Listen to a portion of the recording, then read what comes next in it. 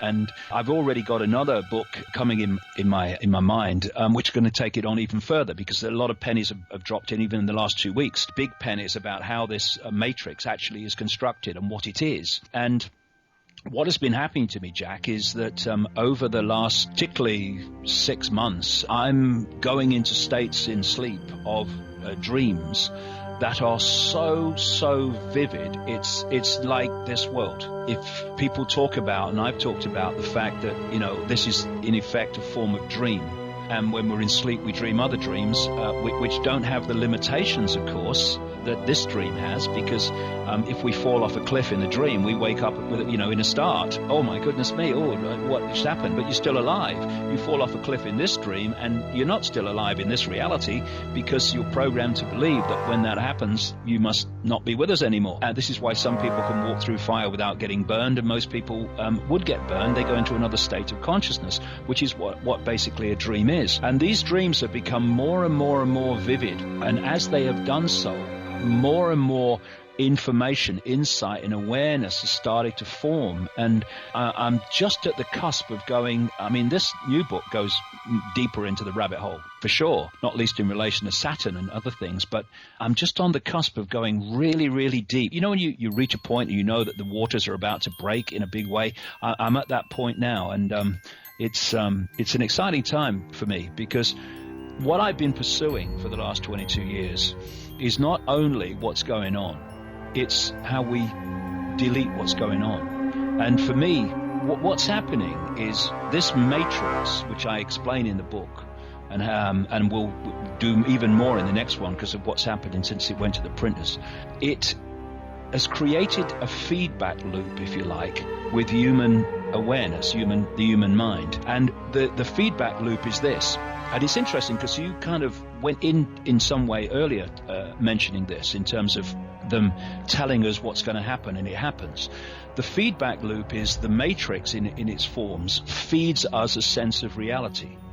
We believe that sense of reality, and then we feed back into the matrix that sense of reality, which empowers it to feed it back to us in a more powerful way. So it becomes a receiver-transmitter kind of relationship, where the more we believe what we are led to believe, the more we empower the matrix to manifest what we have been manipulated to believe.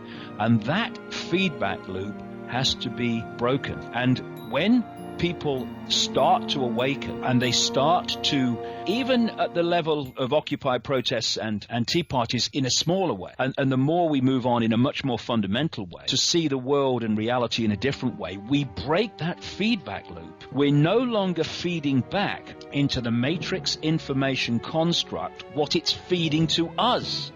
And therefore, we're weakening that rather than empowering it. That is why it is so important for everybody, as many people as possible, to wake up and disconnect themselves from this, I believe what I'm told, I believe what I'm told, and question it and see it in another light, because you break the feedback.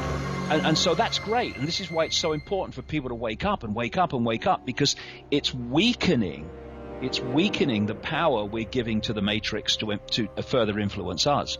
But for me, there is an energetic code. I've seen this in my mind for 20 years, and it's becoming more and more powerful and tangible in the last few weeks. There is a code. It is like the equivalent of a combination lock to open a safe, but it's an energetic code. And that code is going to break this information construct. And when it does, people are going to be like Sleeping Beauty. They're going to wake up and go, what just happened? Because the world and themselves is going to suddenly be perceived in very different terms. Now, some people, many and increasing numbers of people, this is already happening to them, even within this box. Even as you said earlier, by osmosis, the 100th monkey syndrome almost. Yeah, well, that's basically the same thing, because what you're doing is the more you awaken, and therefore in this interaction with this energetic construct I call the matrix, the more you awaken, you're putting new information, new perceptions into this construct.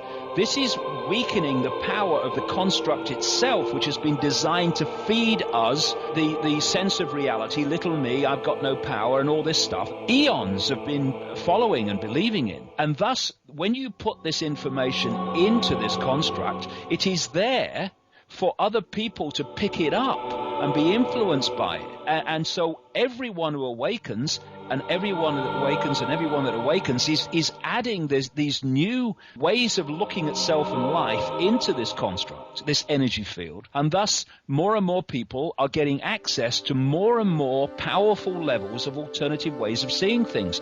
And you can spontaneously suddenly see life in a different way, walking down the supermarket aisle without actually having read a book or heard anybody speak about it. Suddenly you get it. And this is why it's so important that people wake up, because it's weakening and weakening and weakening this matrix construct, which is actually feeding us a reality. So that is fantastic, and the more that happens, the better it will be. But in the end, I know there is a vibrational code that is going to bring this down. And I'm starting to understand what this matrix is, and I'm starting to understand, therefore, what is necessary to break its control of human perception.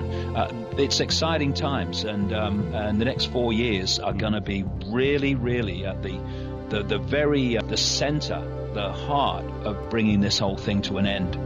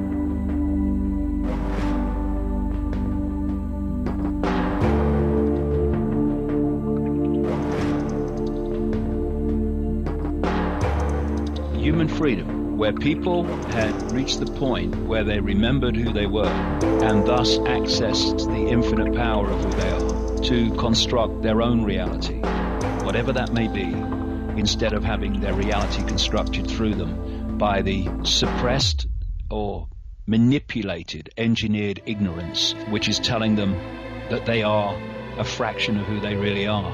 I don't cry when horrible things happen. I never have. My reaction to horrible things is, I want to do something about this. But I do cry easily when I see people joyous, when something wonderful has happened to someone. That makes me cry so easy. I mean, don't give me a weepy movie without a hanky. But when I see people waking up, when I see them getting it, when I see them, the look on their face when they go, I am more than I thought I was. I am not, Ethel Jones that works at the store. I am something greater than that. Well, you know, I mean, it just moves me to tears all the time, because it's just like, yes, that's what I do it for, you know? Well, it's the same with me. I mean, when I see people playing it forward, it definitely gets me a little weepy sometimes. When I see people, you know, these random acts of kindness. This Christmas, we had a lot of people going in and anonymously paying people's electric bills. And this is the new world that we're living in, David, and it's a wonderful legacy, maybe for both of us. Yes, that's exactly it. Acts of kindness probably make me cry easier than anything else, because I think part of it is this deep knowing that we all have, that's how life can be, and within, if you like, the genetic memory, that's how life once was before this hijack took over. It's so simple. If we want a world of kindness, then let's be kind. And want a world of peace, let's be peaceful. It's that simple. It's not complicated. It's not, you know, rocket science. It's what you express collectively is what you collectively experience. And we can change this world so fast by changing ourselves in vast numbers, which collectively changes everything.